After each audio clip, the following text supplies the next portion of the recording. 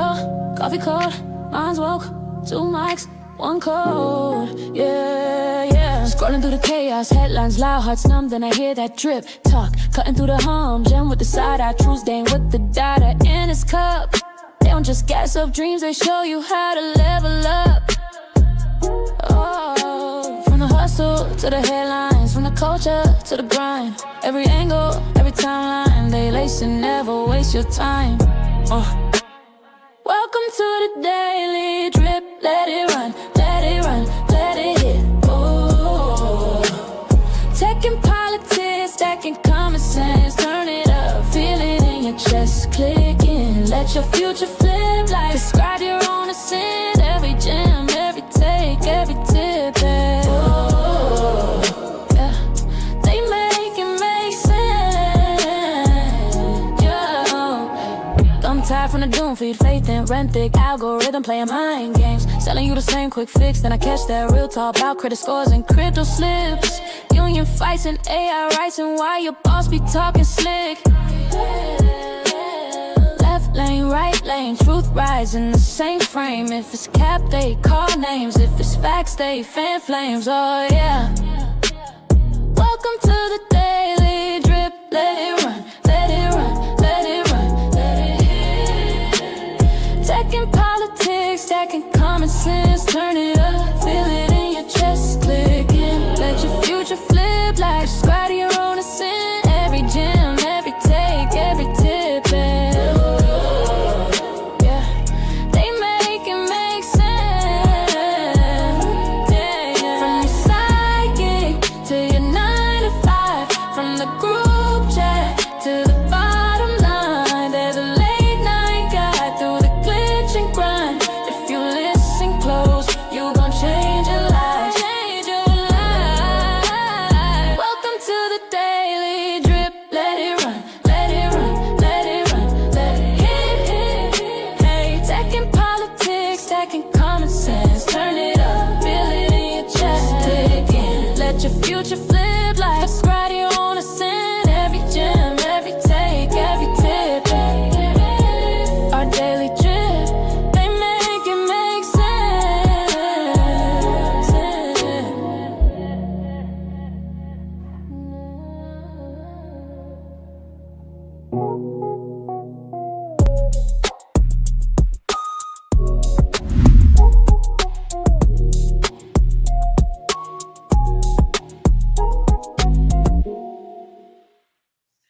Welcome to another show of our Daily Drip Show. I am your co-host, Jim Jones, coming in here with the most and welcoming y'all to the Odd Squad, which is you, by going ahead and hitting that like button. Subscribe if you're not. But before we get into that, let me go ahead and welcome my co-host, Plain Dame.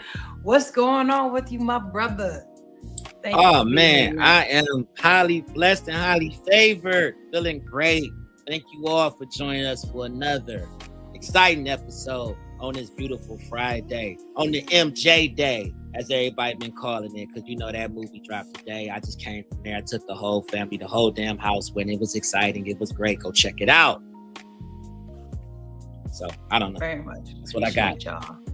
Well, I'm glad. So you like the movie? So thumbs up. It was okay. I dug it. You know, I'm old school, you know, and I call a lot of flack leaving the theater behind that too. They like, what? It was excellent. I'm like, it was great. It was good. I'm not gonna give any spoilers. I'm gonna let everybody watch it, but yeah, it's a lot. It's definitely, my son loved it. You know, my non-verbal autistic child went crazy in the theater. He was in there like, I'm like, wait a minute, dang, what is? But we, you know, that's MJ gets a lot of play in this household, so you know how that go. He was like, wait a minute, I know this song. He was kicking. It was great. It was a good movie. Well, good. I'm glad y'all enjoyed it. That's great. So that's what Plain Dame did with his day, his evening, whatever he had going on. I've been just working. That's what I do. I work too. But no, but that was. Didn't even take a lunch today. I worked so hard. I'm saying I didn't even do nothing fun. I just was. Sure you did. You woke up on a Friday. That was fun. And I stay waking up every Friday, which we are here with that late night drip. So Like I said, check out the socials below before we get into everything. Just high level, what we do here is politics, news, a little bit of media, and give y'all a little bit of that drip. Every day you get a little bit of content from us. So before we get to the thing, shout out to the producer. Cassius Pay is in the background. Shout out to the producer. Good dog. Yeah. Cassius Pay's in the back doing his 1-2. Hey, applaud that man. He keeps us afloat. Keeps everything sounding great, and he's highly blessed and present. Dang, we got some new sounds. Okay. Okay. Tonight, y'all, we're going to be talking about what people are dealing with versus what people are told to care about. So let's go ahead and start in a place where the system just tried to tailor its budget by cutting the people who teach it. So what do y'all think we talk about tonight? We talk about teachers and the education system. Y'all know that's what we get to first. Man, I have a soft spot. I'm a retired educator myself. I have a lot of friends are affected by what we about to get into. What is going on? They got new notifications going on with this. I'm like, did nobody ask you to do all that? All right, so we're gonna do a little bit of a video from Anton Daniels because he did a good job of chopping up a couple other videos, and I don't feel like finding all these different videos. So this is from Anton Daniels, real quick. So we're gonna talk about Cleveland. Shout out to Cleveland. So Cleveland had this is for you. Cleveland, this is for you. 400 educators laid off. Pow, pow, pow, pow. Sad. So let's hear what the educators got this. Like what, Detroit, right? So that's why. Yeah, yeah. Speak on. But it don't matter. He been talking. Away. But he been talking about the education system. He'll get into. I'll summarize some stuff at the end about what the rest of the video is about because I watched it. But we'll give a little piece. This is one of the educators talking about those who were laid off. And then, Plain Dame, I would love to know your perspective on this as well. So let's go ahead and get into that. Is such a money-hungry, shitty city, bro. And if you don't know what's going on right now with CMSD, the school district has laid off over 400 teachers and counting in the last 48 hours. So over 400 teachers have woken up in the last 48 hours without their career. And I just left the parent-teacher conference at my son's school, and my son's teacher was one of them. And it breaks my heart. It breaks my heart for her and her family and her life. And it breaks my heart to know that she was such a staple of my son's life for the past year. And I've grown to know her. So we're going to stop this real quick. So the layoffs that happened there, from what I understand, this has been talked about as something that was going to basically happen at some point. They just decided that they were going to do that today. I'll get into some of the money that they believe that they will save by doing this. She is saying, parents and teachers, a lot of times they have to communicate, right? Like they have to have each kid's different, and the teachers have to know the kids, and the parents need to know the teachers. So they built a relationship. So I can understand her emotional connection with this teacher. And chances are, if her kid was in a class with, let's say, like 20 kids, her kid about to be in a class with whatever the max is, which, correct me if I'm wrong, Plain Name, it's like probably 35 kids if it's like middle school or high school or something like that. Yeah, but I've assisted in classrooms as large as over 30. I think 35 might be the max. At that point, you damn near definitely gonna need an assistant, gonna need some other people coming in. It's a lot. It's definitely a lot. I've been in, we call them the sardine canisters, because I don't know who's learning what when you got that many kids in one room. You know what I mean? Bunch of rambunctious, high energy kids. Like, how are we learning? But that's a whole. They learning at home. They getting babysat, it's a whole other conversation. Yeah, drop some drip in the comments if y'all went to like a very big school, because like college, because at this point they're basically getting what are they called, lecture halls. They might as well just go ahead and change high school into lecture halls at this point. If you're gonna keep consolidating like that, and just go ahead and just start it off like that. That's start too doing much middle space. school. They're not prepping you for the real thing. I'm just they might as but they you're gonna have to start building your. But that's what they're trying to prep people for. But I mean, you might as well just build out. Just take the 2 classrooms, knock down the wall, do it like that, and just make it a lecture hall, and just start teaching them like college, because you can get 100 kids in a room. Right, and in those situations, they team teach. So you might have like 2-3 teachers in the same room, and they all like taking turns doing different subjects. Like it's crazy. I've seen a lot of crazy stuff in my 15 years of working in the district, and even with this situation, there's so many moving parts. Because for one, none of us want our kids in Cleveland.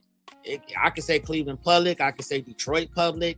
None of our kids who actually went through that system actually want our kids matriculating through them systems. So we moving out of the hood, we moving out into the burbs. You know, our kids are matriculating through their school system now because it's believed to be better, right? So you got that. You got charter systems as well. People who can afford it do private school out there. They got Villa Angela, St. Joe's is one on the east side that people go to. Even those are failing. Even those are failing. Some of those are closing up. I mean, you have Regina. Regina was like the premier all-girls school. They closed up. They closed up. Beaumont having troubles. Yeah, it's a lot of those different schools and charter schools. They're not lasting because what's happening is first homeschooling is becoming a big thing, and the state is only going to pay you per child. So if you don't have the bodies in the building, them buildings are not getting the money.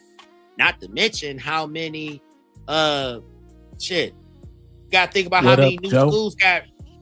What up, sir? You gotta think about how many schools he got on glasses, so that's why I get to say matriculate. Yeah. Glad you caught that. Right, but go ahead, we'll let you go. Go ahead.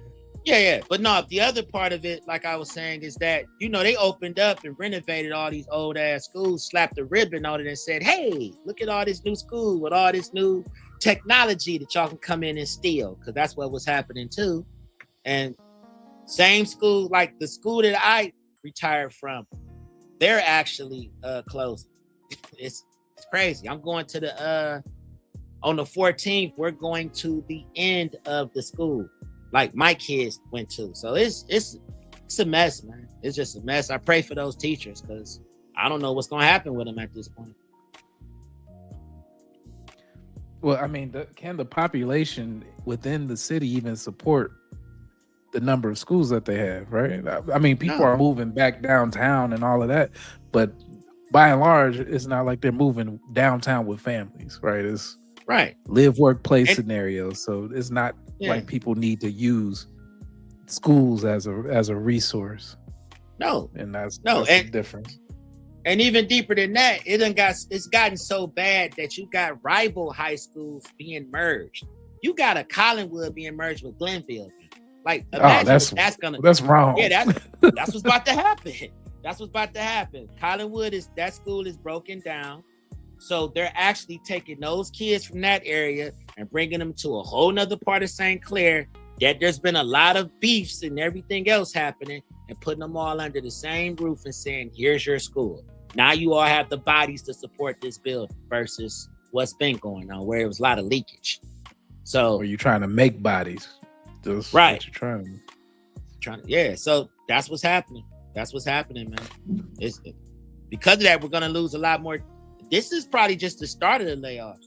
They laid off 400. I don't know how many more is coming down the pipeline after this. Hopefully none, but if you don't have a lot of schools open, I'll drop the link for this in our notes, but let me just go ahead and give the cliff notes on it so we can go ahead and go to the next topic. But so it's 400, not just teachers, it's administrators. So it could be teachers, but it could be aides, it could be bus drivers, it could be the lunch ladies. Like it could be a variation of people across all the schools. So I just want to make sure we're clarifying that it's not just teachers. And so those people matter though too, right? Like you went from having 3 lunch people in the back, and now you're down to 2. It's gonna be real slow on that line, or the ability if they're closing down the whole school, then that means lunch is done there. These are actually jobs that people retire from. So, and sometimes they don't offer the meals for these kids anymore. And I know in Detroit public schools specifically, a lot of those kids, that's the only meal they get. They literally come to school early, so they get breakfast, and then they come to school for lunch, and they go home because they're not eating at the house. So if you're cutting the food people, which I think that might be a federal funded thing. So I know that's a funded program, but I'm just saying, like, you could, special education would be another subset that might be affected by it. Because if you had 10 aides, now you went down to 8 aides. That means you got rid of 2 of them. That means that they can't take in that kid. What happens to that kid? Because they're like, we talk about the ratio, right? So high school, let's say you can have 35 kids, but if it's special ed, they can't have 35 to 1. There's a much lower ratio in there. You know what I'm saying? So, you know what I mean? So if you're taking out, getting 8 kids in those classes, it's only going to be 8.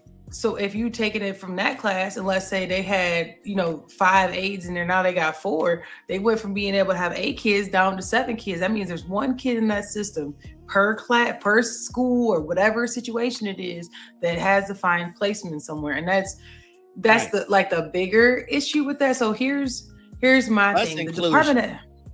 My thing is with the Department of Education, they're doing a lot of, trying to revamp all this stuff. And they're going after student loans and going after this. And to me, like, they're going after the wrong stuff, because really, why are we not focusing on really where funding starts? You talking about the end game where people owe money. Let's talk about where you're actually spending money. We actually spend money in the younger kids, in the high schools, and more specifically in the elementaries, right? Because most people, let me know if y'all disagree with this.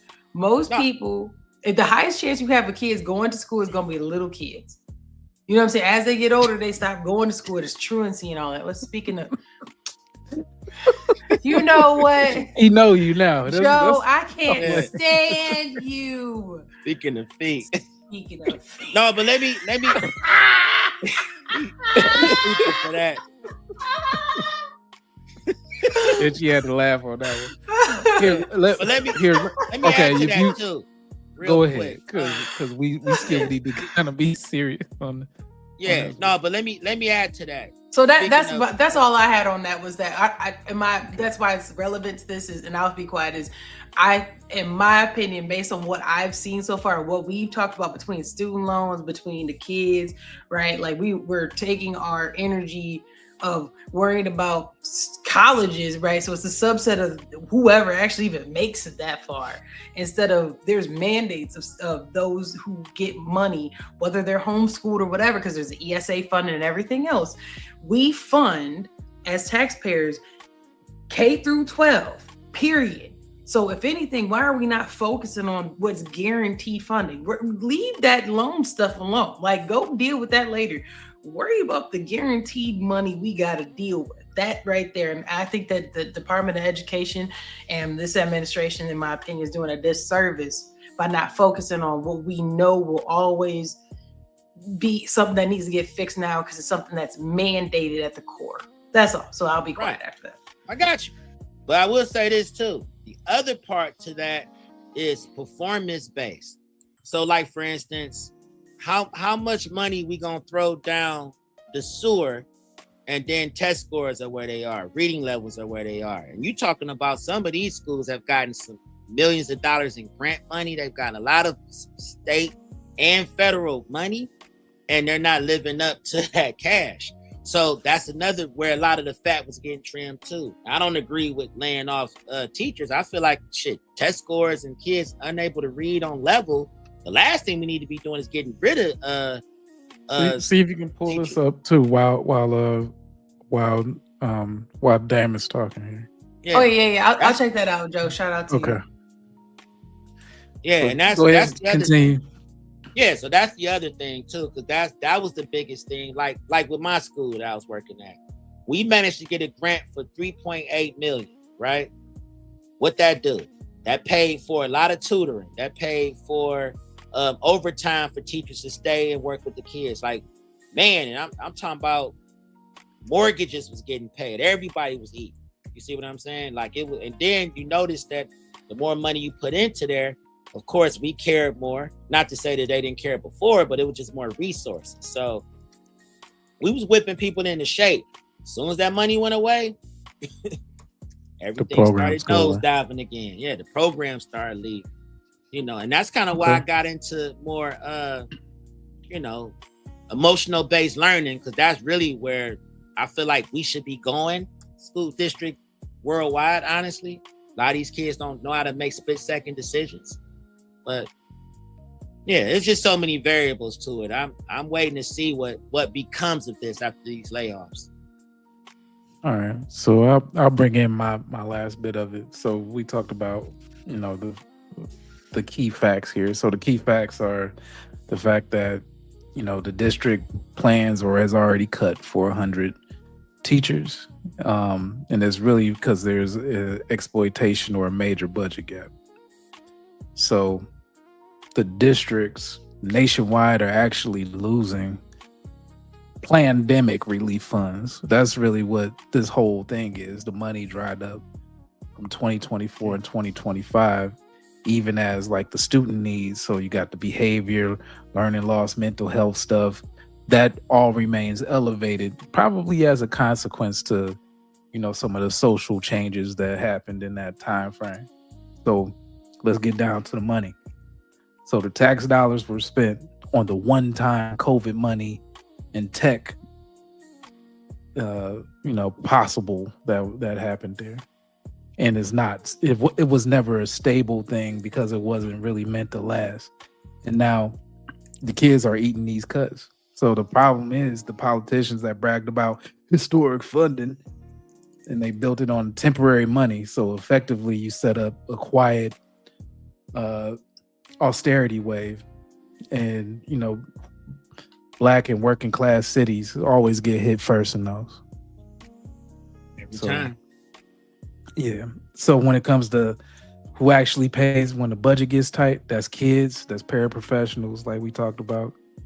And, you know, the least connected teachers, because you got to be connected in order to stay. Absolutely. In this, got to be a friend of the program. I learned that very, very early. You got to be a friend of the program. That's kind of, I mean, I hate to say it, but you throwing parties and shit. Hey, everybody remember? Yeah, remember because I was so cool with folks. Even after I left, I still made it to be head of the PTA. We can't let Dame go. He a good time. See, that's messed up. But no, but it's not human. Only that, like, not only that too, like, you know, I was in the neighborhood. Like, I knew all of the dealers and the stillers, and, you know, I can actually talk to them when they come up to the school ranting raving. No, they gonna talk to Dame because they can get into my past. But because I know people, it made things a little easier in certain instances. But at the same time, I wasn't biting my tongue. They couldn't keep me in that position for too long. I was on the news talking about stuff. So here's what I found that Joe asked. So I asked it for the 4 major cities in Ohio. I said, so it said CMSD estimated per pupil spending is $20,000 to $21,000 a year. Columbus is $19,000 to $21,000 a year. Cincinnati is $18,000 to $20,000 a year, and Toledo is $19,000 to $20,000 a year. So in theory, Columbus and Cleveland spend about the same, and actually Cincinnati and Toledo are less per pupil, which I'm kind of surprised. Yeah. Cleveland had the biggest tax base too, so. It does because of all the cities that are within it. Columbus has to also rival that, to be honest. It has to. Because most of Ohio reports that I'm seeing is showing like it is struggling. This is crazy. Here, I'm gonna share this screen. It's gonna look like kind of crazy, and then we'll go to the next topic. Well, while she picking that up, I'm gonna land this plane. So to tie in all the themes that we talked about is basically we can always find trillions of dollars for war, but we can't find stable money for third graders. So, you know, they'll continue to lay off up to 400 teachers or more if they got to before we lay off one missile contract. So You Right. can't really tell me it's a budget issue in this regard. Not from that perspective. Right. It's a what's going to be profitable situation. That's what it is. Right. And school districts aren't profitable. They're just not, unfortunately. Now, my kids, the special needs population, they you can get like $35,000 per head with them, come October when they actually do the attendance run. You know what I mean? When they do the attendance run to make sure who's all in school, because that's when you get on that round robin and you calling all the parents to make sure their kids are in school the whole month of October while they do that little census count of how many kids attend the school building so they can justify how much money you're going to get into the budget based on that. Yeah, it's wild. It's all on the bottom half is Youngstown. It's a bunch of Lorraine. Yeah. Well, these are some small. 16,000. Yeah, they're on the lower end. They claiming it's 25,000. They probably got a lot of 25,000. Where shit? It still seems like, in my opinion, I will say there's some bullshittery happening in East Cleveland still. Because Cuyahoga, Chagrin Falls is their performance index. Look how high they perform. And if you've never been to Chagrin Falls and you were in the Cleveland metropolitan area, you should check it out. It's beautiful. Solon, this makes sense. Like these are top tier schools in that area. Rocky River, Solon, right? Rocky River, yeah. I don't know where Marion is. Steubenville, Marion, Ohio. Yeah, but look, Steubenville is performing very well, and they spending less than 10,000. It's crazy. They got a big football program. I'm about to say their sports program. Yeah, their Avon, sports program is insane. Anthony Wayne, I know where Anthony Wayne is at. Aurora, Revere is also over in Akron. That's like it's in between. That's bad. That's bad for all the rich people. All the rich people in Akron live. Brecksville, these are all very when you go over here and up. Like the only one that I'm calling cap, man, East Cleveland, they better go somewhere. Somebody need to do an audit. Somebody need to do an audit. That money somewhere. Yeah. Nah, man, this is Jefferson, Washington. Well, it's in the wrong area. They have more money with less performance, which. Correct. Now the performance I can see, but the money is crazy. Like there ain't no way they spend 25 racks on them kids. I don't care nobody, man. Well, I mean, there might be a lot of services that need to be done, after school support, things like that. Maybe. It is. Yeah. I've worked in that there are different programs that are there. Yeah. And they have them inside the school too. So they have the after school program and they always got money. They always have money for programs. Like Cleveland, for some reason, they budgets be super tight when it comes to spending money towards those programs. You damn near got to put yourself in there and write a grant to actually go to that school and pay yourself. Whereas you got East Cleveland, they actually have a budget that's open for, I was in there shooting videos with kids. You know what I mean? We was doing all kinds of programs with them. They actually have some money for that stuff, despite where the city is, But, that's state funded. It's different than you just talking about what the city has going on, All right. I think Shaw not closing. Shaw not closing. They've been federal. Shaw never closed. They'll never freeze. They're going to always be funded. Well, if you thought that map didn't make sense, wait till you see how they redraw the lines when votes are involved. Y'all know we about to talk about Virginia redistricting. Of course we are. Let's go. I did not say speaking of feet. I did not. Don't do that. I think it's this one. Yes. And no, Joe, I have not seen the candy bars. That that ain't been in my purview, but I'll look out for them. I'm mostly on the Girl Scout cookies kick. So if I see them around, I might do something. But with them tag-alongs, they only got 12 cookies in that thing. It's pissing me off. But when I buy, it used to be way more, man. I don't know what's going with the Girl Scout cookies. They said, listen, y'all need to get thin. You Yeah, had to defend share this them so damn good. things. It was so many. Now you eating that in one sitting. You sitting there You like, watching these my TV. You look like, inmates. You damn. fighting? Yeah, Like, you damn, fight where on it go? Has blocked a newly approved redistricting referendum just one day after voters narrowly passed the measure. Yeah, Circuit Court Judge Jack Hurley ruled the referendum unconstitutional, and he issued an injunction preventing certification of the election results. Virginia Attorney General Jay Jones says he will immediately appeal the decision, arguing the ruling overrides the will of voters. The referendum passed with just over 51% support and would have redrawn congressional districts to give Democrats a projected 10-1 advantage in the state's delegation. The language of the referendum has drawn criticism, and the measures face multiple legal challenges, including claims lawmakers did not follow proper procedures, as well as disputes over how the districts were drawn. So what y'all think about that? Because remember, Texas just did something a little bit similar, but it brings up a discussion around gerrymandering. And do y'all think that this is the same? Do you think this is different? Do you think this is because of what's happened before? It's just all heck is about to break loose and everybody's going to be doing this. Drop some drip in the comments if you don't know what redistricting is. Long story short, this was drawn to include such and such group in these areas, and it said we about to erase that, and we're going to expand this over here or make it smaller over there, because that would give opportunity for two areas to vote potentially in a similar fashion.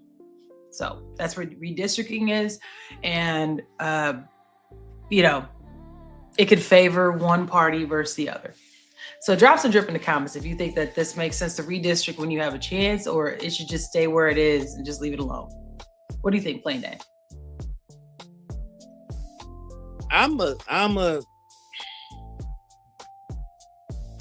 It's a funny situation, but I feel like if it's not broke, then why fix it?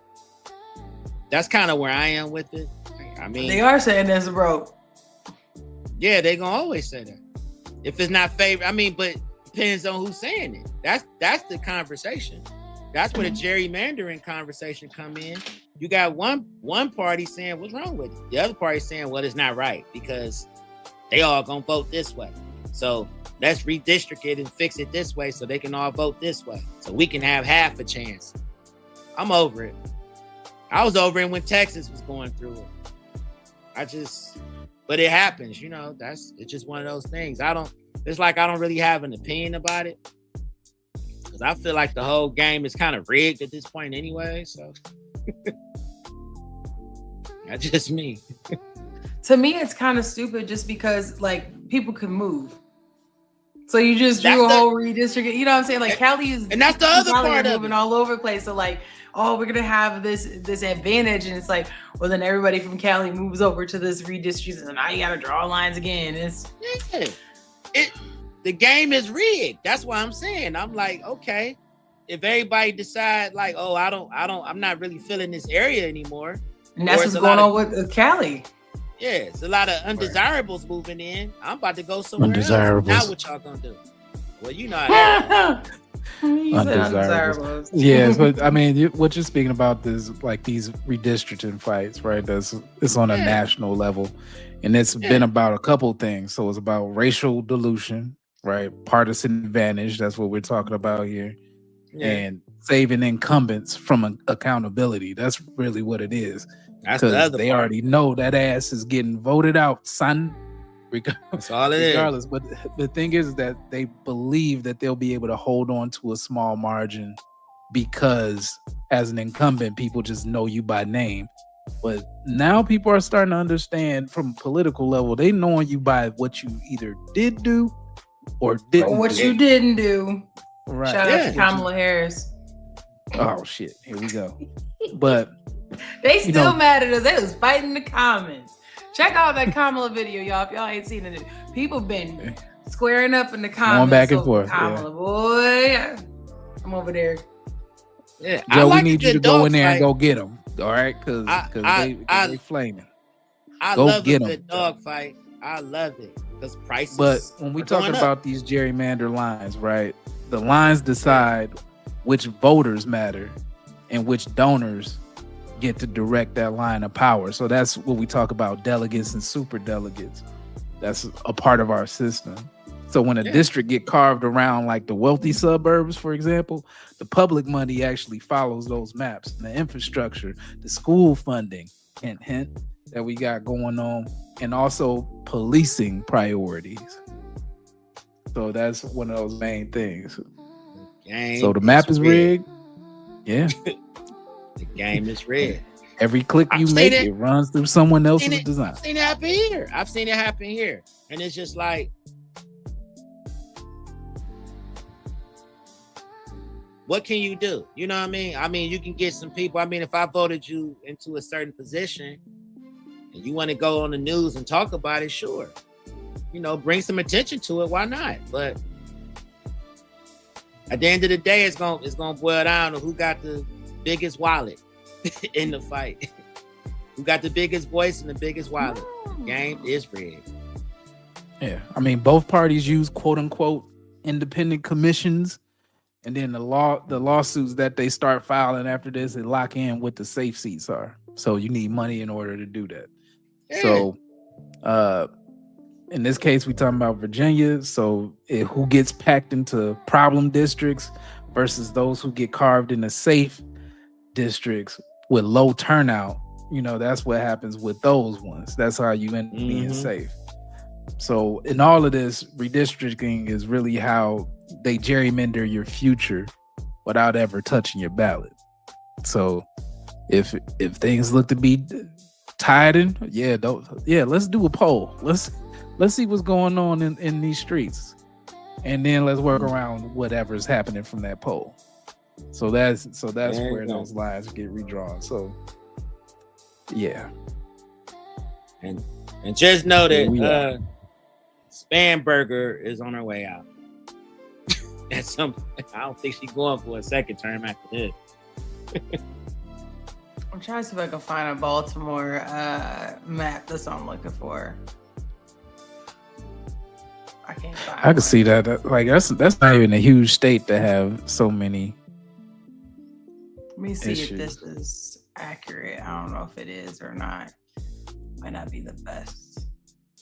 This might have to do. Here, let's see if I can share this. I don't know if it'll let me share it, but we'll see. Shout out to Joe. He had said to maybe check this out. I don't know. Is this what you meant? I think this is what he meant. Yeah. So yeah, how much is blue? How much is red? That's crazy. It's a whole lot. I have some people I know from Baltimore. They're super cool. They said it's a real diverse places. Everybody just is real cool. But I'm assuming they live over here. Well, as close to Delaware as possible. Some shit. Yeah, they live over here. I don't live over here. Whatever this is. Live in Delaware. Let me go across the border. Right. And I'll go to an Orioles game after and come home. Hey man, I set up that company. So get look, that tax break. So some lines may be redrawn over in Baltimore and Illinois and any state that's going to give you issues. I mean, that's or any area. But overseas, y'all, lines are being tested in a more dangerous way. Y'all know we're going to touch on Iran and this ceasefire. So not going to do too much on this. Speaking of feet, ceasefire. Speaking of feet, no, I ain't going to say what I was going to say. I'm about to get in trouble. Boy, y'all be playing. You're trying to play with me. I ain't said nothing, sis. So we're going to go ahead and get into these two videos. So President Trump, right, had the ceasefire going on, and that's not President Trump. No, I'm talking about it real quick. President Trump had the ceasefire and extended it. So the conversation right here is around we're going to look at, is extending the ceasefire better or worse for our country's brand, President Trump's stance and brand. And then also the steps being taken and some of the things that we as a country say we will do, or our stance on these things from the, for the Pentagon, does it help or hurt? So that's just the two videos we'll take a look at and talk about that. Staring competition. Like, just, bring it. No, you bring it. Bring it back. It felt like the US and Iran were in a staring competition. Like, just, bring it. No, you bring it. Does it feel like by extending this ceasefire, and you just said the US doesn't seem to have gotten anything for it, does it feel like President Trump blinked? Ooh, I think we're going to have to see how it ends. If the negotiations work out and the U.S. gets some, most, all of what it wants, then, you could argue that was the right decision to make at the right time. If this buys time for diplomacy, it will look like a shrewd move. Absolutely. So I don't think you can answer that question fully until we know how it works out. Now, before we continue, We know how our wallet worked out, huh? do you agree with that How or our wallet disagree with that?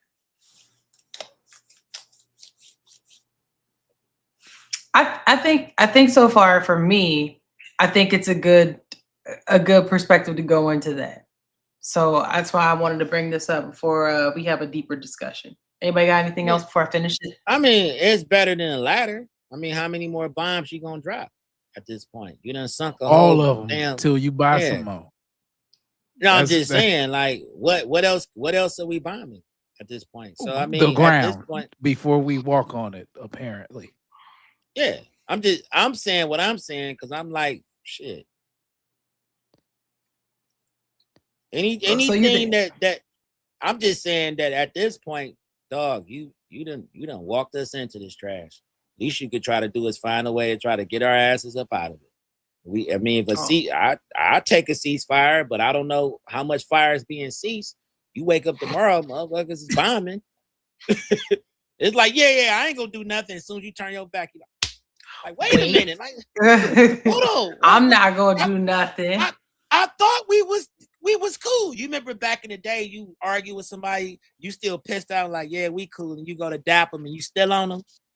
That's what we've been seeing a lot of that going on. That's what. Yeah, it's like you're right. Like, what does it look like? You know what I mean? So the fact that nobody is sneaking each other, I'm like, okay. And even he arguing with Trump arguing, beefing with everybody. Look, Netanyahu is like he looking at everybody. Everybody is an op at this point. So it's like, dude, everybody the ops. Like, you got one more time to do some shit I told your ass that we wasn't gonna do. That wasn't the plan. See, you know what? Get your ass out the car. Get out the car. Every time I say we gonna pull up and talk, you want to hop out, shoot. That is not the plan. When we was leaving the house, we said we gonna chill. We gonna go over here. We gonna talk it out. We gonna figure it out. Your ass got out and threw a grenade. The fuck was that about? He like, look, you ain't listening to us. So you know what? We about to have a problem. So a ceasefire, I think, is good for all parties if we actually stick to the ceasefire. That's a good point. So let's go ahead and hear what Pete Hegseth has to say. We're gonna cease. We're gonna cease hard. We're gonna cease. We're gonna cease the fire. So we gonna hard. cease the shit out of them. We're gonna cease the hell out of this. I'm ceasing. Like, the fuck are you talking about, dude?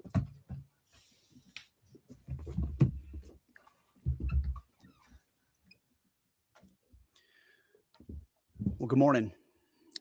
Unlike the endless wars of the past that dragged on for years and for decades with little to show for it, Operation Epic Fury has delivered a decisive military results in just weeks. Korea, Vietnam, Iraq, Afghanistan, as the president has pointed out, all took years, decades, vague missions, shifting sands, little to show for it. Operation Epic Fury has been laser focused from the very start, as I've said to all of you. And y'all was laughing. What y'all laughing about? Man, the way this dude started. Like, He like, well, good morning. You know, it's like it was aggressive. I didn't hear a peaceful, we're at a ceasefire. It was just like, well, what's up, motherfuckers? Yeah, bitch. You know, we hearing shit, ceasing. You know, I'm just ceasing and shit. How you doing? Like, wait a minute, Keith. Hold on. It's good morning, everyone. How are you? Like your tonality said you still got. That's what I'm talking about. That's still on you. Is we cool? Yeah, we cool, motherfucker. Why wouldn't we be cool? We cool, bruh. Okay, cool. Dap it up. Okay. Nah, nigga, we ain't cool. Like that's what his energy was saying. He was beefing with everybody in that room. Everybody in there said, here come this former host in a TV show looking motherfucker. He show up like, well, good morning, nigga. Is that not the energy y'all got? Operation Epic Fury did it. We done did it again.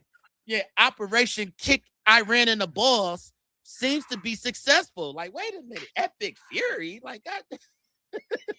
Yeah, it do sound like Van Damme need to just come out and be like, we're going to cease epically. And then he comes out, yeah. With the spine. Yeah. He came out. Operation Your Mother's a Bitch was a successful run. And because of that, we're going to be ceasing some shit. Like, wait a minute, Heath. All right, let's see what Pete got to say. Clear mission objectives, and ultimately, Iran will not have a nuclear weapon. Now, why you had to go there?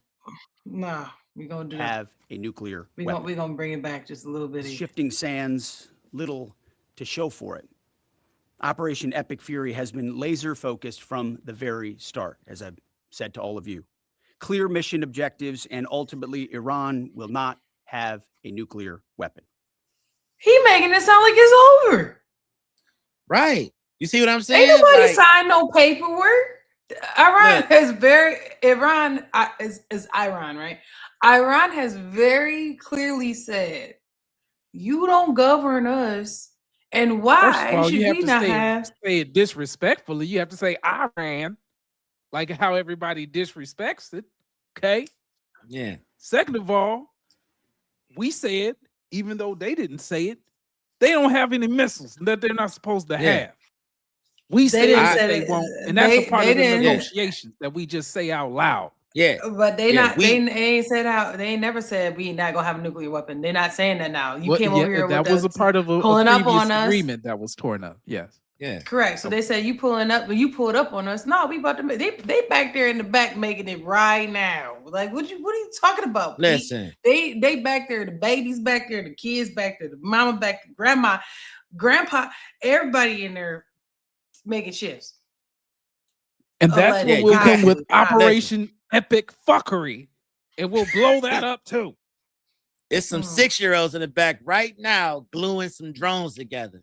Tying, boom. Like y'all ain't never heard of Child Soldier Boy. Where's the remote? It floats. Look, it floats. It's ready. Them motherfuckers are still working on drones. They still working on them. What you mean? So let's Operation Grandma Ass Stank was successful and laser focused. Let's hear what else Pete got to say before we get up out of this. It's a bold and dangerous mission, a gift to the world, historic, courtesy of a bold and historic president. You're welcome, bitch. That mission continues today in this new phase as Iran has an important choice, a chance to make a deal, a good deal, a wise deal. He said they have an opportunity to America. Look at his face. I paused this at a bad spot for him too. That's not what I meant to do. But you're welcome. Because it was a gift to the world. If you didn't know. That we put up on them and just started bombing them in their sleep. Okay. All right. We're gonna continue. Fuck Canada. That's what his haircut said. As part of that effort, the United States has imposed an ironclad blockade that grows more powerful by the day. From the Gulf of Oman to the open oceans, our Navy is enforcing this blockade without hesitation or apology. Now, as usual, there's a lot of false information out there. Okay, well, tell us about every ship that the U.S. believes meets our criteria, either Iranian ships or to and from Iranian ports, has been turned around. As of this morning, 34 total. Non-Iranian vessels are allowed to transit, and many have, including overnight. Not only is the blockade growing, in fact, a second aircraft carrier will join the blockade in just a few days, but this growing blockade is also gone global. Just this week, we seized 2 Iranian dark fleet ships in the Indo-Pacific region that had left Iranian ports before the blockade went into effect. They thought they'd made it out just in time. They did not. We seized. To me, when he says that, So we gonna unblock and block your blockade, and after that, I'm gonna block that blockade of that blockade. I'm gonna blockade the Indian Ocean. Oh, bitch, you blocked me, I blocked you too. So we blocked each other. I threw a block card, bitch. We're gonna continue a little bit more because I gotta hear what he had said. Then we're gonna go ahead and get into some other festivities that Pete Hegseth would be the he's been an advocate for. I'll leave it at that. Their sanctioned ships, and we will seize more. Our blockade is growing and going global. America's military is unmatched, projecting power, denying passage to adversaries, and protecting our interest at the time and place of our choosing. No one sails from the Strait of Hormuz to anywhere in the world without the permission of the United States Navy. Because we own the 7 seas. Wait, did you hear? Yeah, that's what. Let me bring that back. Y'all hear? And then we gonna move on because this. Well, he just there's said no reason because I mean that's really what it is. It's the same narrative. We are hard, we are fast, and we are going in. We no own pause. We own the world. Unpause is really like place of our choosing. No one sails from the Strait of Hormuz to anywhere in the world without the permission of the United States Navy. To the regime in Tehran, the blockade is tightening by the hour. We are in control. Nothing in, nothing out. It's gonna be another Lego video coming real soon. Yeah, you know Lego they video gonna, coming. Yeah, you know they trying to win the meme war. Nothing's coming without getting what? These bitches ain't running. Shit with y'all. Somebody somewhere playing some. Can you see Trump walking around listening to some 3-6 Mafia while this speech getting wrote with Pete?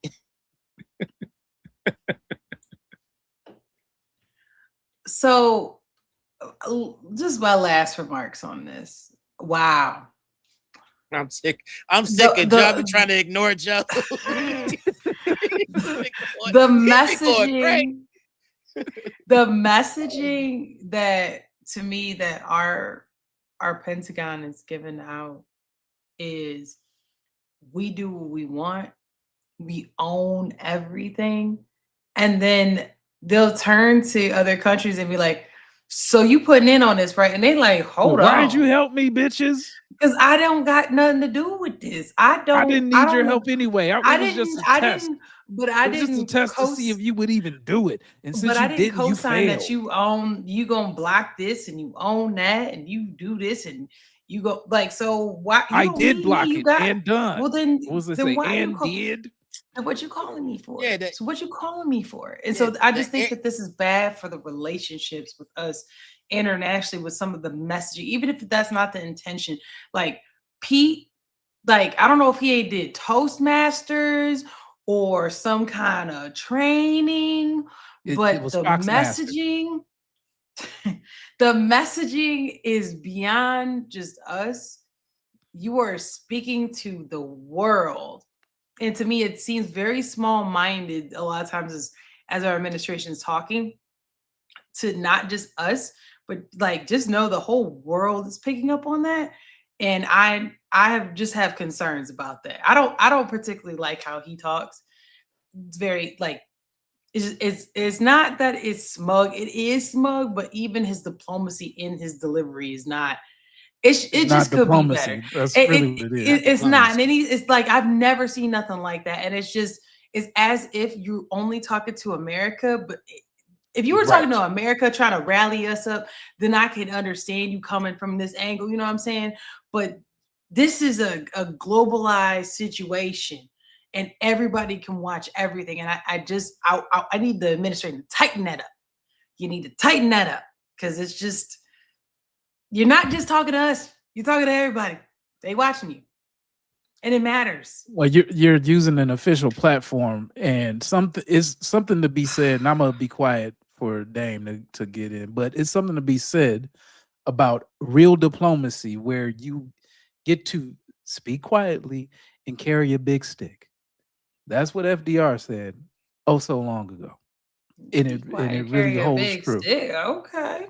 Yeah, but the main component of that is you have to leave room for for your adversary to save face, because they got constituents and people that they are accountable to also, and you got to allow them to have that, to go back to their people and say, oh, we won this and we won that. Good, but we already know that we got what we want. So it's a difference. Go ahead. I'm sorry about cutting into you. Playing that. No, because you speaking my language, because the thing is that, I mean, you can judge us off who our enemies are, right? There's millions of people over there. There has to be even if we do win, there is a reconstruction period that has to take place. 92 million. We have to be able to work with those people. The problem is that you got like Pete Hegseth, you got Trump. They're feeling like they're in a lose-lose situation when it comes to public opinion anyhow, right? Those who rock with them gonna rock with them. So it's like, I'm just gonna stick my chest out, because y'all gonna call me an asshole anyways. Y'all gonna say that I ain't did nothing. You know, it ain't gonna, nothing I'm doing is gonna work. Even if it works, it's not gonna work, you know, and everything is just gonna be pretty much, you know, tanked. You know, in the pollings that these so-called whatever networks come up with. So I think they all just kind of bitter, but at the same time, you got to show that the adults are in the room. If you know you're the most powerful, you know, or let's put it like this: if you're the parent in the situation, I ain't gonna be pissed at the 4-year-old because he didn't eat all of his food or clean his room or whatever. I'm going to speak to him with, you know, a certain level of authority, to where I'm not bragging about winning, because if you're the greater superpower, it's not a flex that you're able to bomb a whole fucking naval unit and right. You could do that anyway. It's not a flex. You know you can do it. My biceps is bigger than yours. We got more money. We know this. We know what we are, and because we know who we are, you don't have to sit there and be so condescending about it. And that's part of the problem. We forgetting old time, old school, you know, tact and diplomacy is like thrown out of the window, because we play into the crowd instead of just being the adults in the room. That's my take. Playing to a subset of the crowd too. At that. Yeah. It don't even matter at the end of the day, because they're gonna hate you anyways. It doesn't matter. You just gotta still gotta work with those people after the smoke clears. You still gotta be able to go over there, shake some hands, sit at tables, and try to rectify a relationship that's basically being destroyed, you know, at this point. Yeah, to be a world leader in the say, you know, specifically like I'm gonna wipe a country off the face of the earth, whatever place that may be, that's ill-advised. And the thing is that even if it was allegorical, right? It's still, people will take you seriously because you have the power to potentially do that, regardless of whatever the situation is. And so everyone is serious people take you seriously at that and look at you in that way. So you putting everybody else on their back heels for no reason, though. Right. There might actually be a reason at some point to do that, but it's not right today. Now. Not right now. And it's not even that country. Right. Yeah. This is not no Japan or China we're dealing with. This is Iran. 92 million people that's been, you know, a lot of people want to come from up under that regime for obvious reasons, but you wiping come on now, we can't throw the baby out with the bathwater, and that's kind of how you talk. bomb the whole damn country. They're gonna see destruction that they've never witnessed. These are the same people that just saw probably France. They saw destruction for thousands of years, my guy. Yeah. They've been around for a little while. They know war. Of public beheadings and women getting stoned because or whatever. Because they, before that, same thing. She put her thing down and scratched her face, and 2 men saw it. So they throwing bricks at her. Like, this is the type of stuff that these people have had to deal with. You talking on Fox News about what you capable of doing, they like, okay, let me go over here and pray. You know what I mean? Let me go here and just get ready, because I'm ready to go see my 12 virgins is waiting on me, or whatever the case is. You know what I mean? So your threats is not really hitting home like you might even think they are. So it is to the people that are in the club seats, right? Yeah. But there's only a finite amount of club seats, and people who are in the club seats aren't necessarily people that paid for tickets. Right. They just so happen to be in the club seats. It's a woman in Illinois somewhere with orange hair crying. Oh my God, he's going to. Everybody else that has to face that, they're over there like, is he gonna do it? When is it coming? Because we've been waiting on our day of reckoning. So you can't call a woman ugly that got acid thrown in her face. Yeah, what you gonna do to me that hasn't already been done? Like, then do it then, bitch. That's really what it come down to. My lip right here, my eye up here. What are you gonna do to this face? Speaking of what else you about to do, let's talk about how America handles control of those who, I not that I do what I want, but we're gonna talk about Alligator Alcatraz. It's been a minute since we talked about immigration. So let's watch this story right here. I want to get what y'all think on that as we take a look at this. A 61-year-old Canadian man who spent the last 2 decades in the U.S. raising his family and is now back in Canada. He was deported after spending 65 days in ICE detention. And just as I turned the corner, there they are. There was about 7 or 8 ICE guys, grabbed me right away, threw me up against the wall. Douglas Dixon was arrested by ICE in February. Damn, I don't know if they need to throw him up against the wall. First of all, he's Canadian. They was like, you know what it is? Yeah. Like, you know about hockey, bitch. He smell like ham. He's Check dangerous. him into the wall. That's damn. But keep going. He's 60 years old, man. Like, what's going on? And guess what? All 60 years is about to be up on this wall. I see. February and detained. He moved to Florida in 2005 and got a green card. During the COVID pandemic, he was forced to close his smoothie cafe and fell behind in his taxes. He ended up pleading no contest to tax evasion and was paying it back, but he still owed $12,000. And under American law, defrauding the government of more than $10,000 is an aggravated felony. He spent more than 2 months in detention before a judge ordered Dixon to be deported to Canada. So, legally, there's legal grounds for this. So keep that in mind as we continue to watch this. Legal grounds is, basically you owed in taxes and you thought you was going to stay here and owe us money. Now you can go home. So, if he had a payment plan from what'd you say? He said he had a payment plan set up. He was behind. He said once you get over that threshold, on my feet, baby. He missed some payment. Yeah, he missed some payment. They came through like Rent-A-Center. Walk his ass across the street.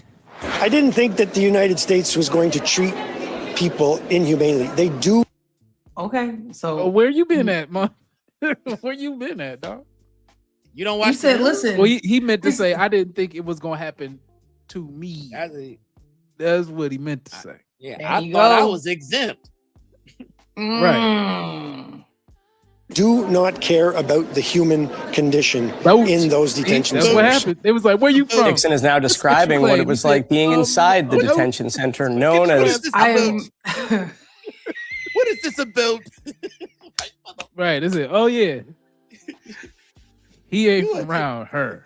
You are a threat to democracy and our accents. Get your ass out of here. They whooped his ass. That's what they did. What did all of this is about? They say we walking his ass across the street. We ain't even got to ship him far. Alligator Alcatraz, a facility U.S. President Donald Trump has said would house violent criminals. Dixon says from his experience, that was not the case. He says the majority of people had jobs and families and were in there for what he called nonsense reasons. Dixon shared a fenced-in cell with 31 other men and says detainees were only allowed to shower every 3 days and got 1 hour of yard time every 4 days. A 61-year-old Canadian. Damn, don't you get yard time daily as in high max security? Yeah, because it's like every 23 hours a day lockdown, one you get wrecked. Yeah. Damn. You ain't a citizen. They really making sure you don't want to come back. They like, we ain't coming back there no more. That shit worse than the county. So here's I can't remember where I found this, but I saw another video where it was a teacher, and the teacher had was on the H-1B, and he's like, listen, I got my papers. They said, nah, they yanked him out the car and left his car and his phone, his keys was in the car. They left the middle of the street, took him, drove him around, kept driving around. He had to meet up with some people at the bus. They get on the bus, take him to book him, and then find out, well, they realized that he shouldn't be there. And they're like, well, you shouldn't be here. And he like, but they had moved him from like Oregon to, was it New York by then? Like they didn't transported him all the way over to the other side of the country. And then by the time I said, oh, you're not supposed to be here. So then they told him, well, here's a bus ticket. It took him like a whole 2 days to get home. And he was like, well, where's my phone and my keys and like my wallet? And they were like, you have to figure that out. So he's suing, I believe he's suing the people who detained him. But yeah, it was a college professor, I want to say, and they hemmed him up something similar. So yeah, man, ICE is full. Yeah, I don't care about none of that. Don't even show me no papers. You going with the alligators. Like, damn. No, I mean, but this actually pulls in a couple things. It's crazy. I mean, we talk about importing talent and people to come in. Like, who will want to go through this if one of these types of scenarios can befall you, when nobody's looking, right? Whether you have your green card or not, like now all of a sudden you have to figure out whether you about to, be put away with child support or something like that. Something crazy. You said, speaking of who want to go here, F1 visas, they want to come here. You want to talk about them, or you got something playing in on that Alligator Alcatraz before we get to who want to come here? No, don't get your ass bit. We good. They throwing y'all in there, boy. Don't say a boot. Ass bit. Don't have no kind of accent. Don't make no kind of ethnic food. Cause they pull all this. Right, and get your accent together. That's one of the key indicators. They said this fufu too good. This fufu too You at good. least get to play basketball at Pelican Bay. Alligator Alley ain't like, no. Your ass gonna wash up on Thursday. That is not funny. But that's exactly what it is. That is. And it. Sir, can I get some water? I stink. Nigga, it ain't Sunday. That's the next shower day. God damn. Make sure you have organized documents kept in a file. Make sure you name them. Hello everyone, how are you guys doing? I hope you all are doing well. In today's video, I'm going to be sharing my visa interview experience and how the entire process was like, because I know this can be a very daunting and scary experience, because this is the last step in your process before you actually move abroad. And at this point, you've already gotten your acceptances, decided what university you're going to, and this is the one step that you cannot afford to mess up. So I'm going to share my experience, and I hope it helps all of you. So she gonna show y'all how to get accepted into a school as a student visa, an F1 visa. some tips and tricks for your visa interview. So make sure you stay tuned until the end. Talking about my interview, it was in Mumbai because that was the closest embassy to me. My interview was on the 13th of June. So there's two sections of in the process of getting your visa. It's your biometrics and your interview. You'll have to go to the embassy for these. I'm gonna get to this real quick, and then I'm gonna fast forward to how difficult and verification. All right, y'all ready? Two things. Biometrics is very chill. You just go there, you take a few documents. I only needed my passport, my service ID, and there's one form that you get after you fill out your visa application. So you need to take that. And then they just ask you for your Ross degree. University. My goodness gracious. Why is it so loud too? My goodness. They just gonna make it loud. I can't even tell it to be quiet. I can't even turn it down, y'all. Yeah, I can't even turn it down. The volume or nothing. And we wanted our Wix website to be too. Ask you for your thumbprints, your prints of your 4 fingers. They say, look at the camera. They click a picture, and then that's all. So the biometrics is not the scary part. It's the interview. My day of the interview. So she gonna talk about the interview, which we don't care because that ain't got nothing to do with none of that. I mean, they like you or they don't in some of these situations. No matter if it's a K1 visa or whatever it is, either they gonna believe you or you're not, whatever question they got. But okay, let's go to this part. Going abroad. Oh, and also they didn't ask me for any documents of any sort. It was just my passport and my I-20. But they might ask you for documents. So make sure you have organized documents kept in a file. Make sure you name them. The document, I remember what all I had carried because I had very keenly separated them. A personal information like your Aadhaar card and stuff, passport, about your university. So the university you've gotten into, your acceptance letter, your where you're living. So a proof of some housing, your I-20, your service ID, but I think they'll only ask this during your biometrics. At least for me, that was the case. They only asked me for it during my biometrics, not during. So what do y'all think about this? We've talked about multiple visas. So let's kind of break it down. So what I'll do is I'll talk a little bit about this. So OPT or F1 visas.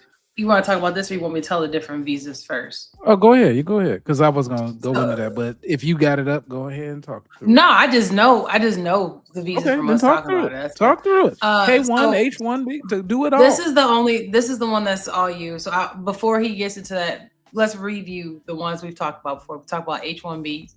That is the work visa. So a lot of times we hear people who say, "Oh, I'm here on a work visa." That's usually an H1B visa. And that's, they being sponsored essentially by their employer. So that's the H1B. K1 visa is, you hear about passport bros, where they go find their wife from overseas, or passport chicks, I guess. Is that what we call the chicks who going over there to get their Jamaican man, which is wild, whatever. But get my Caribbean meat slang up. Go ahead.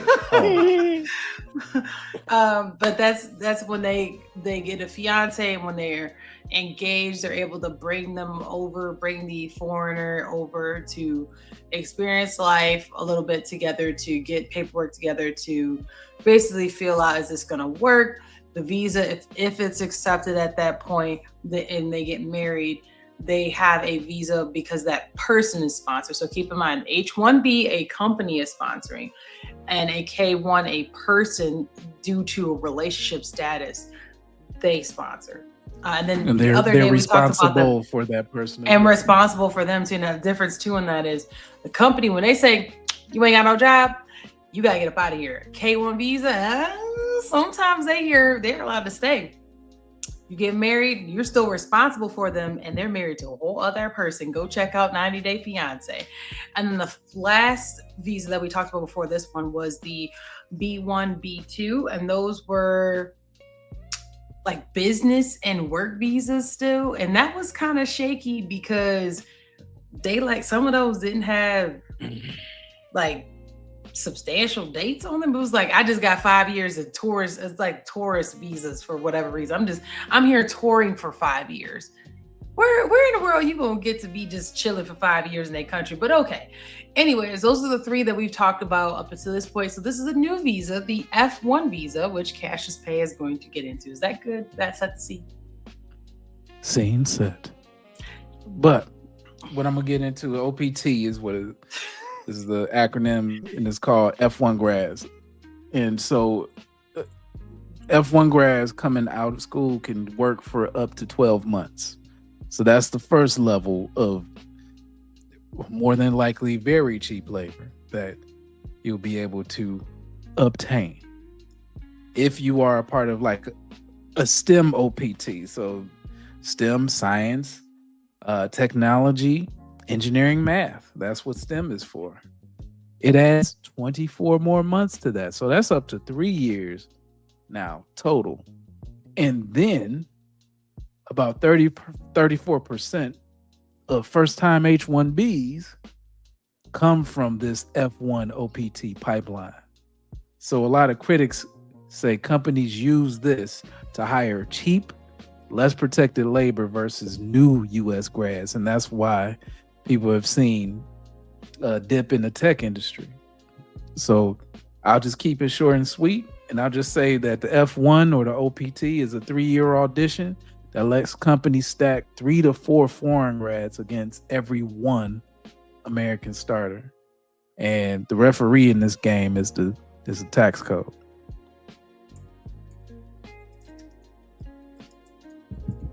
Well spoken, my brother.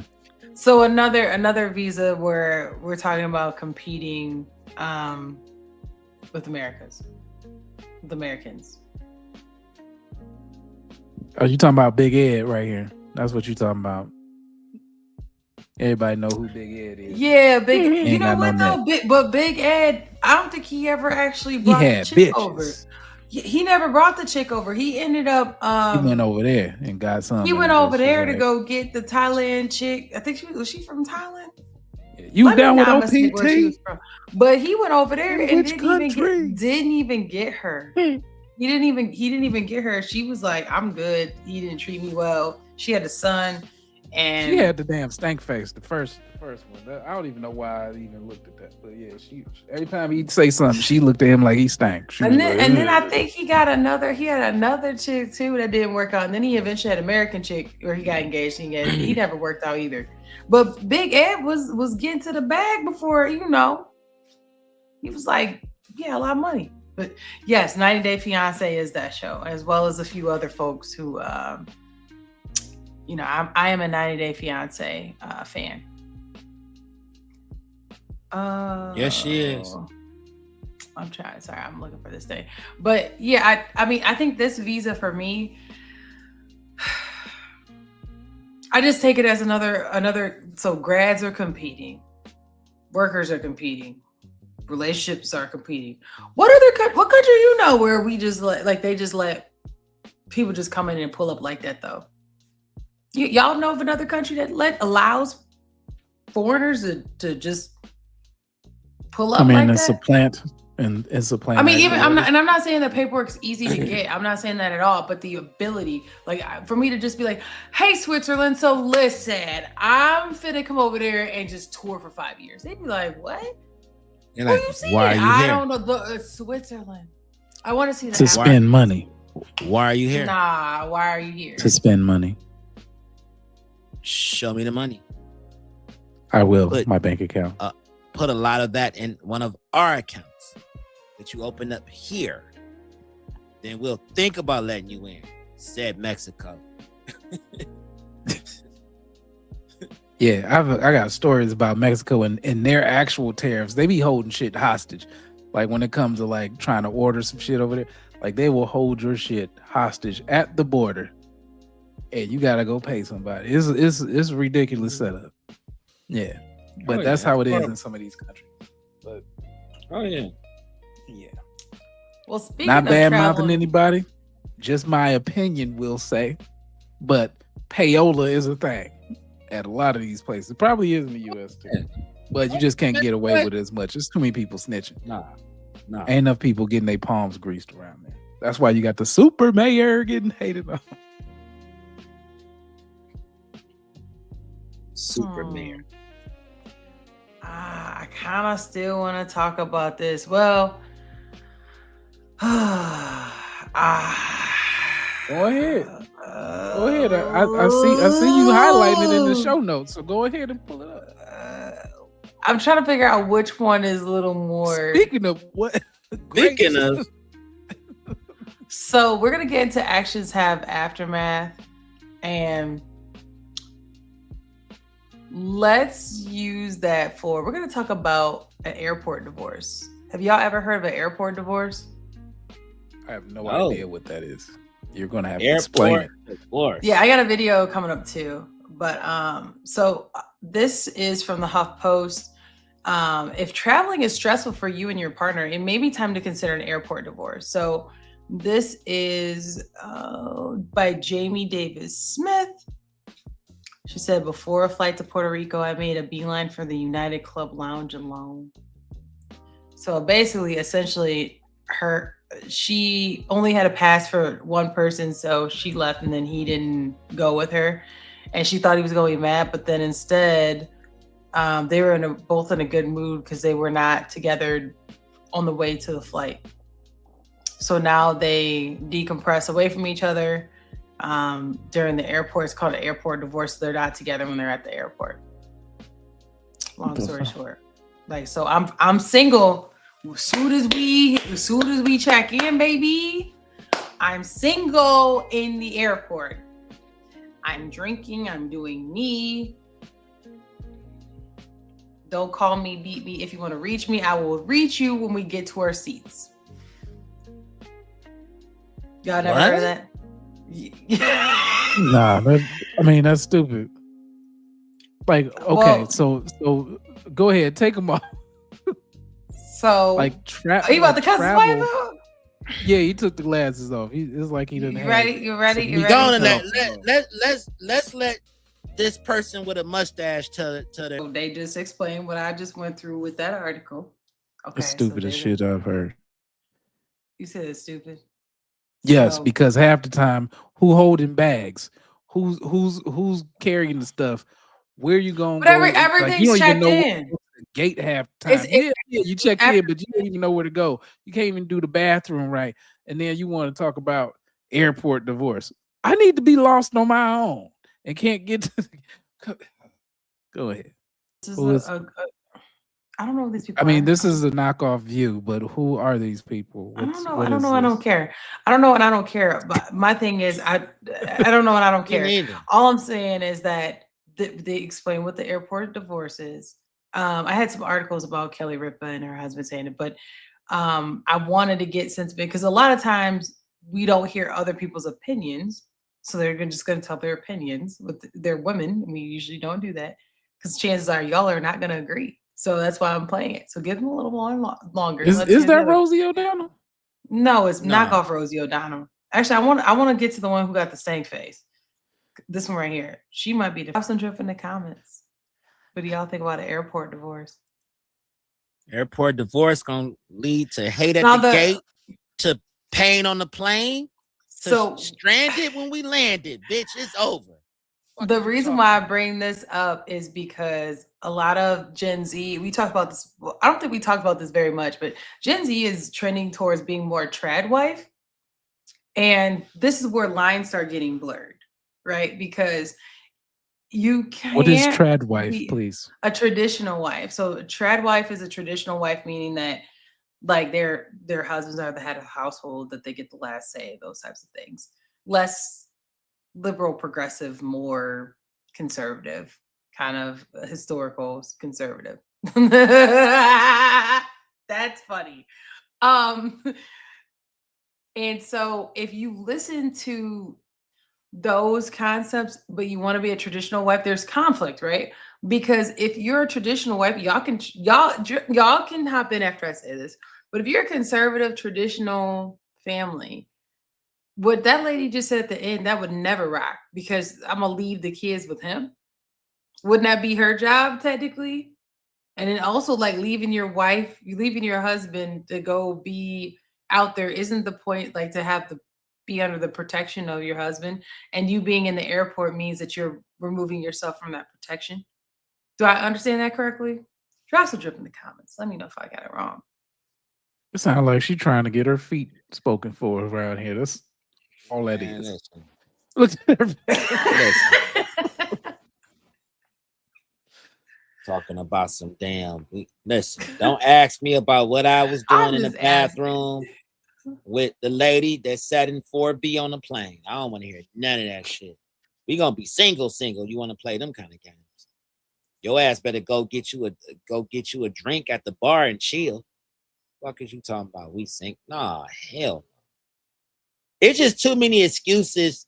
People don't want to be married. That's all I'm hearing. Or they want to take breaks from being married. That's all I'm hearing. Trad wife. Like we going to church. You want to be on the Bible, but you trad. Shut up. Well, trad wife is the traditional wife. They're trying to be more conservative. What I'm saying with these women that are on this show would be more liberal, progressive women.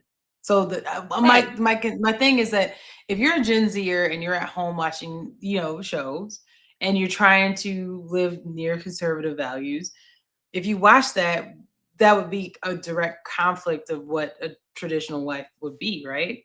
Because why would you ever think that you would just leave your kids with the husband? Because isn't that your job in a traditional sense? I mean, in some cases, like to go drink, right? To go drink. It's not like you went to go to the bathroom. It's not like you went to go. Yeah, because she's saying she going to the lounge. You go to the gate with the kids. I'm gonna go drink. I mean, do you have to be sloshed in the lounge? I mean, or I'm going to the lounge to chill, but I don't want to see y'all. You take the kids, and I don't want to see you. Listen, a real one is gonna go to the lounge, order the kids some chicken nuggets and some fries, and bring it their out. drinks right then and there, and we gonna get high together, and then we gonna go to the gate smiling, chilling with the babies. That's how that's gonna go. I don't know. You go to the gate with the children. I'm going to go get me a martini. Bitch, listen. This is how this is about to go. About to get this trip canceled. Me and the kids gonna kick you. Take your monkey ass back home. That's what's going on. Right. Yeah. How about you drink in silence back home? Actually, you know what? I'm gonna send the kids with you. That way you're not lonely. You can feel like what it is to really be a single motherfucking woman. Wow. Okay, so we can agree that is so I bring that up to say it's interesting. I think it's hard, and before we go into our next topic, I think it's hard for young women to buy into traditional or conservative values if these types of things are normalized in a sense of like, well, he should be okay with, we leave the kids. Now, here's the thing. I'm not telling you that you shouldn't leave your kids with your husband and go to the gate. I'm just saying that to me, it's an oxymoron to say that you're a traditional wife and to do that. That's all. Right. That's all, you know what I'm saying? Like, that's all I'm getting at. Yeah. Right? You can do what you want to do. And for me, but you do what you want to do. I'm not that, shaming you either way, but like, this is where the conflicts happen, where you get married to say, I'm going to take care of the kids and I'm going to do that. And then like, they're like 2 and you're like, listen, so you go take the kids and I'm going to go get drunk. And he like, I never said I was going to take care of this 2-year-old and this 1-year-old. That was your job. Jay. I mean, but deeper than that, a real one would just be like, you know what, baby, we taking this trip. I know how you get on planes. I'm going to let you go ahead and go to the lounge. We're going to be over here chilling. I'm about to get some chips for the kids. We about to go kick it, right? Outside of that, you not about to hit me with the, you take little George and such, and I'm going to go to the lounge. I'm about to go to the flight deck. You about to go drinking with the pilots and, bitch, listen, you sound real single.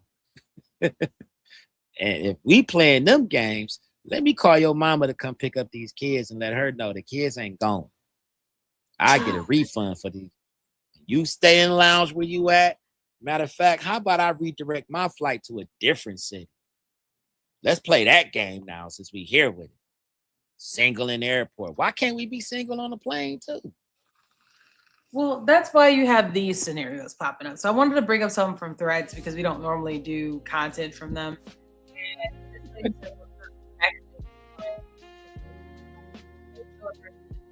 adamant about what he's looking for. And she said, she asked them like, what they're looking for aesthetically. And he said that he doesn't care about sew-ins, braids, but he's not attracted to women with wigs. So why I bring that up? As we start talking about, what kind of wife or relationship you want, there's expectations for men. And sometimes it's how you present yourself and how you act, right? How you act is what we just talked about a second ago, but presenting yourself is another thing.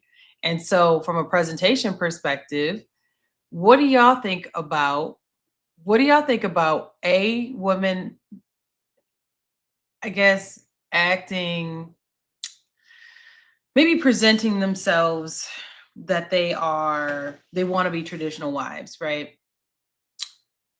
But let's say they didn't wear wigs or whatever else, to get this man, for example, and then all of a sudden they talk about they want to have wigs. Like, to me, it's kind of like the same switch up. Does that make sense?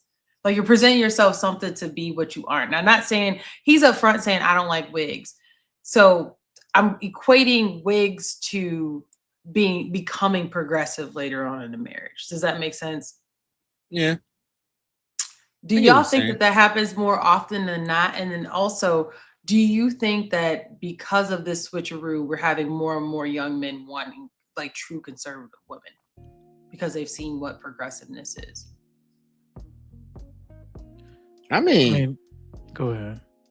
No, I mean, it's my thing is that why would you want to do something that you already know off top that is something I don't like?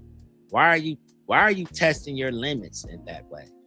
Because at the end of the day, it just sounds like a weird ass power struggle. Shit. Yeah, it's just a weird power struggle. I know you don't like wigs, but I kind of want to wear wigs now. Bitch, who you been talking to? What show you been watching? Where is that cool? That show we just watched, The Social. That's what she just started watching. Yeah. I'm like, you told me you don't like anal either. So now what we doing? Like, so now we just gonna keep doing the opposite of what we're into? But you married into this. You know what I mean? Like, we not about to play them kind of games. You want to put on a wig, Lil' Kim? By all means, do it. But I'm gonna go find me a Foxy Brown. Play with the right one. See where it gets you. That just quit. Stop. Because it starts there, and wigs is not really a big thing, but it's big if you already is well documented that your husband don't like that shit. Like, if you want to play that game, we start there, and then the disrespect gets louder and louder and louder from there. Yeah, I mean, if you're gonna be with a person, right, and you let them know that you like how they are naturally and whatnot, and then they go and put on wigs, then that takes away the fact that you like them for who they are, and it dilutes a lot of the reason why you say like, hey baby, you know I only need you, right? I don't need you in wigs, or I don't need you like you don't need that to be beautiful because you got me, and I care about your beauty. If you need this to push your hairline back, to 5 or 6 head, then that's on you. But I wanted someone in my relationship that I could say, hey, I like you the way that you are, the way that you're natural, right, or whatever. And most men would probably just be that way, right? Yeah. Because you want to know what you waking up next to, because you don't want that you got that smelly ass wig on and shit, or you go ahead and you doing your thing, and all of a sudden that thing pop off. Put your helmet back on. You know, that whole thing going on. Or the next part of that is, are you want to wear a wig because you want to get into some role play shit and pretend like you're somebody else? We can get into that. We can definitely get into that. But if I'm telling you on a regular, everyday basis, I love you, I love what I see, leave it alone. This is what I married. I didn't marry Lil' Kim. I married you. Well, the new rhetoric is that they not having these conversations. There's Go ahead. You use this disclaimer too, then, since they got it up. You go ahead and you state this, please. The following video contains material that may be harmful or traumatizing to some audiences. So I'm just gonna skip right here. So let me go back here. Oh, there's some court shit that's going on. Yeah. Damn. So the new thing, I'm not gonna go too much into it, but I brought all those up to get us to this point of there has been an uptick in men R-wording their wives. There was a website. This has been huge on social media. There was Plain a website Dame, that had. I need you to stay algorithmically friendly here, please. There's been an uptick in it was 65 million 65 million views or searches for how to R-word your wife. So that's something that happened recently that has been exposed, and people are like, why are people looking this up? Right, like, why are they looking this up? Like, these are the kind of comments that are in there about it. Their wives. Like, this isn't like random. This is their wives that people are looking for. So I say all that to say that men have standards, right? People are saying, like, this is what I want to be, what I want to do. But if that's the case, then why is this a thing? Like, that's wild to me. So this is a rewind and rethink. I want to know, do y'all call cap on the amounts? Now, hold on. It doesn't say that the 65 million views were from men. It says 65 million views. Do y'all call cap that men are kind of getting blamed for this rather than being able to validate that, like, men were actually looking all this up? Because if it became big, and let's say it was at 20 million views, and then 20 million women went to go look it up, you know what I'm saying? Like, that's how it can also compound too. But what do y'all think? Do y'all think that because of the state of the world, the young people these days, the red pill, y'all think that that's an influx? Or do you think that there is a war on men? Like, what's y'all's take on that? With this kind of, it just seems ironic that it's kind of happened at the same time. Think about the stuff I just brought up. Yeah, there's some sick ass people on both sides of that fence there. So I mean, it could be either or a mixture of both. It's also like fetishized and stuff. So it could be the same person watching the same videos thousands of times. It's not, have to necessarily be individual views. Plus, we all know that there are different orientations that are now into corn. A lot. Why you gotta throw the robot up when I talk? Make that messed up. No, I was gonna get into the bot situation because that's a part of it too. And bots. Yeah, I knew you was gonna get to that. Okay, so you got investigations and you got viral testimonies that show cases where husbands secretly drug their wives and an assault occurs, often for years, hidden behind consent in the marriage. So that might also be a thing where it's consent worthy until it isn't. Right. Most of these essays are committed by someone the victim knows. And a large share does happen in relationships and not alleyways in this case. But there's like a power dynamic here, right? Power dynamic is usually dependent on financial control plus kids plus housing. Right? People do things for 40. We already have those $40. But it makes it hard for a person to leave especially when they know that something's wrong. So we're talking about scripts, and this is like a cultural script where it treats sex as marital entitlement, is what we can call it, and it creates a cover for the predator type of behavior. So do you agree with it? No. Can it be predatory? Yes. And that has been something that's been over time anyway. We married, give it up, all that kind of stuff. And that is not okay. So that's the part that we'll say. But there are also people that have this as their dynamic anyway.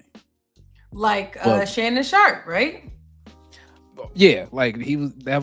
What that was like a race play. in It was a Power race Dynamic. play, but yeah. Same thing though. It's the same context, right? Mm. Until it wasn't, right, or until it benefited to be able to, flip it and then run the bag up. But Okay, the I'm marriage gonna ask y'all. license. Okay, I'm gonna ask y'all this before we go to our last part because it's getting too late. But have you heard of people being like, oh, I don't want to do it, but they really want you to do it? And do we think that blurs the line where they're like, oh no, I don't want you to touch me. Don't touch me. Don't touch me. I will say this to any You know what I'm young saying? man Like, I'm saying out like, there. If have you if heard of people hear that's the words case? no and stop and I don't want to, stop. Don't even play that game. Please don't play that game at all. And when you get into a situation and say, well, why did you stop? Because you said to stop. And I'm not on that. I don't do that because too many people done got caught up. So that's not what I'm on. No means no in the world of no's. So regardless of what anybody want to do, no, don't do it. The reason why I bring this Stay up is free. because we do also sprinkle on like men's rights stuff a little bit too. And I know that I'm not saying that obviously somebody looking up the search, which is wild, but once again, someone needed to say no means no, right? And that the scenario I gave, tell me y'all have heard of friends being like, oh yeah, she like to play hard to get like, no, don't do that. I don't want to do it. I don't do stuff like I'm not that kind of girl. And then they do something, and now you caught up in a case. Right. Because you can't really decide if they meant yes or no. Was Urkel. And before that, my grandfather. That's how both of them two things work. I'm wearing you down. That's all. He still ain't take it. Urkel ain't never take it. Urkel still never took it. He ain't take it, but now these days you can't even say hello to somebody in the gym or whatever before they call you a creep. So, hey, what's going on? Why you talking to me, bitch? Like, wow, lady. You know what I'm saying? Goodness. Well, right. along with the rights, we go get up out of here and drop some drip because that's what we do with a little bit of I don't really have a segue for this. We just go ahead and trap real quick before we get out. Shout out to the Wall Street Trapper. He is good. I just did a Talk Techie to Me, and we were talking about AI, and I think that this is good because he's going to give you all some stocks to look at and some reasons. And I just think this would be good to just let him talk about. We're not your financial advisor, but y'all can check out the Wall Street Trapper me, trap with him. But you should be worried about AI taking your water. That's right. Single data center in Iowa used 1 billion gallons of water just last year alone. Now, we talked about this on Talk Techie. We talked about how much water it takes when y'all be running these. ChatGPT, tell me what I should wear today. It costs water. It costs water. Okay. Yeah, it costs water to do that. So here we go. Now I'm gonna talk about 3 companies that you need to listen to. But think about this. 1 building, 1 billion gallons of water. That's enough water to supply every single residential household in Iowa for 5 days. Now AI runs the data center. The data center runs on electricity. The electricity generates heat. The heat needs water to cool it off. Let's go a little deeper right quick. A typical data center uses about 300,000 gallons of water a day. That's a lot of water. Remember, we all need water to survive as well, okay? We need clean water. And if you did not know, a lot of the water we use to get clean water goes through a whole process to even re-clean and so forth. So keep that in mind. Looks like we're going to be sharing with these robots. And projections showing that in the next year, that could go up to 870%. 870%. That isn't a future problem, y'all. That's a problem right now. Now, let me show you the first company I want you to look at. VRT. It makes the thermal management and cooling infrastructure that sits inside of the data center. Just plain and simple, it makes the cooling system inside of the data center that makes sure the water is flowing so everything is cool. So he's giving a tip on a stock that helps make sure that A the water company, really, flows in. not the stock itself. He's talking about the stock name, but it's the company that's supplying the need.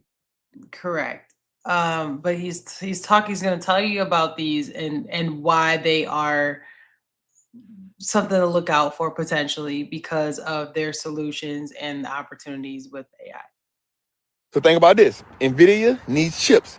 Data center need Verti's cooling system so the chips can run. Because if the chips get overheated, guess what the chips can't do? They can't produce. So that means companies like Google, who were trying to build the data centers and build the ocean, they were trying to put it in the ocean.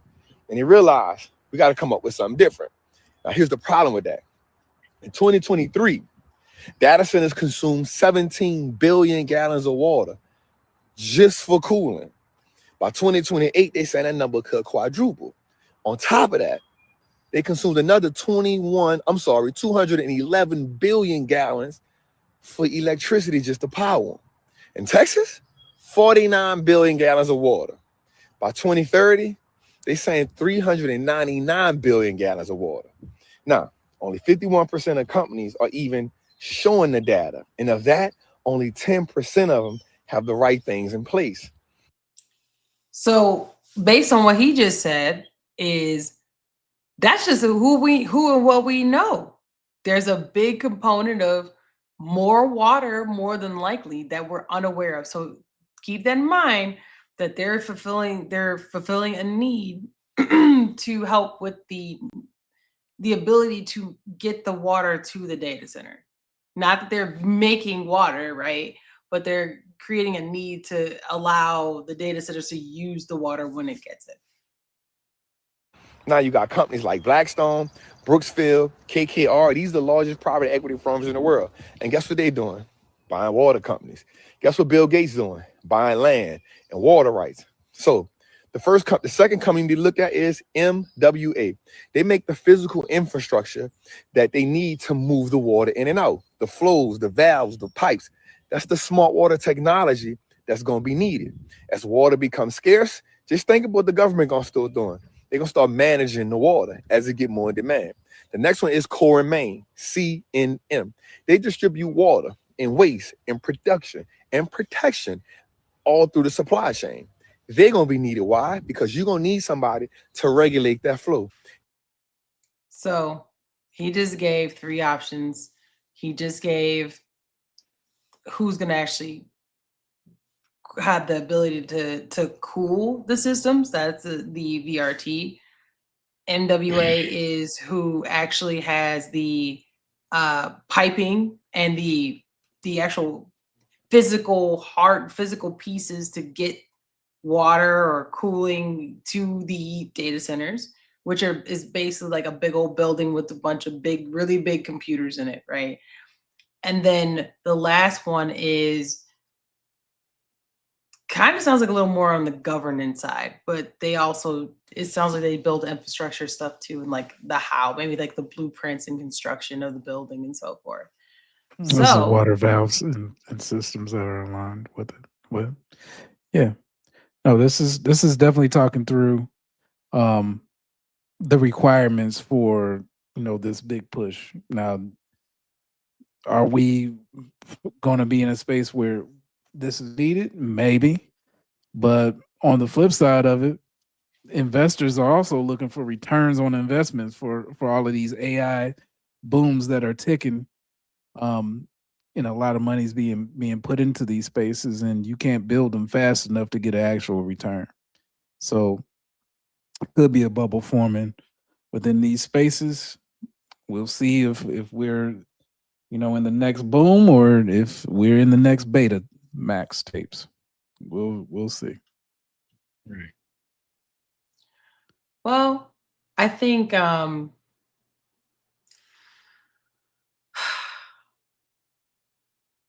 my concern with the water is I hope they just use. Why don't they use the dirty water? I know that's horrible to say, but why can't they use the dirty water for the computers? If they using clean water for the computers, that's ridiculous. All these robots, y'all get the dirty water. Get the water that ain't been filtered out, that people ain't gonna drink from. Give them that. Like, cause why they gotta get the clean water? Poop water on your $100,000 chips? Yep. Because guess what? They don't listen. Okay. Listen. If it's me versus a robot, don't ask me. Give them that poop. Hey, go get them that poop water in the back. Yeah. The issue is that you ain't going that far. You might value people. Somebody who own them chips values the chips. Get a strainer. Strain it. We already seen a president that had flyby poop bombs on people, and that was official. That was an official tweet. So you let me know where we at in society. I've seen people cry over dogs, but will kick a person or smack a panhandler's hand. Get away from me and my dog, you thing. Fire dirty chip lady. Right. Well, y'all, that was all that we have tonight. We very much appreciate you. It's been a very long drip, much longer than I anticipated, but we appreciate y'all. We will see. We are here every Friday night. Make sure you check out the socials below. Drop some drip in the comments. Matter of fact, if you are not subscribed, go ahead and hit that subscribe button.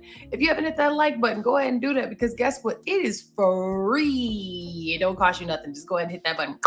And then you know what? Before you get up out of here, tell 2 people you like and someone you don't, because you won't regret it. So we'll see y'all next Friday night, late night drip. I am your co-host, Jim Jones. I'm your man, Plain Jane. And in the background is Cassius Pay, who's going to get us up out of here with these tunes. We'll see y'all next Friday. Peace.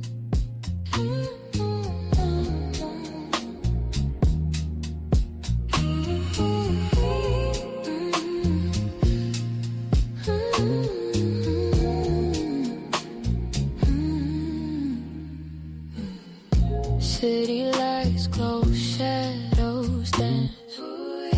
Jim and Dave got the vibe, got the stance. Cash is paid, bring the bass, make it last. Drip, drop, drip, drop, smooth as glass.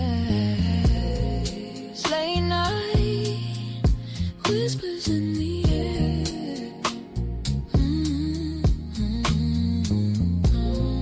Feel the rhythm already there. Drip, drop, our daily flow. Drip, drip, Jam and Dame, you already know. Drip, drop, watch the city glow. One more time, let's take it slow.